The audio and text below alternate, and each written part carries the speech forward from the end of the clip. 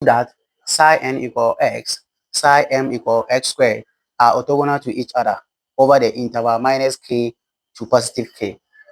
So the same definition, solution, if they are orthogonal to each other, then integral from negative k to positive k of psi of n and then multiplying psi of m dx should give us, it should give us 0. So now let's put in psi of n is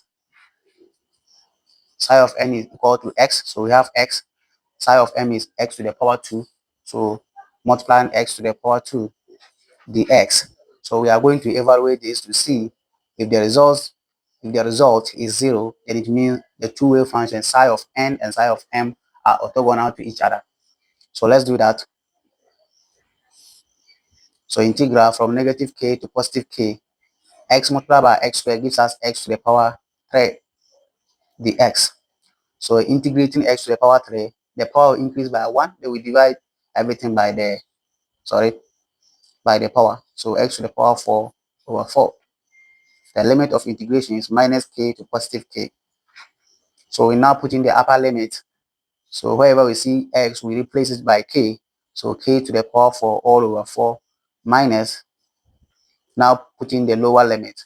So wherever we see k, we'll put x, we put in minus k there.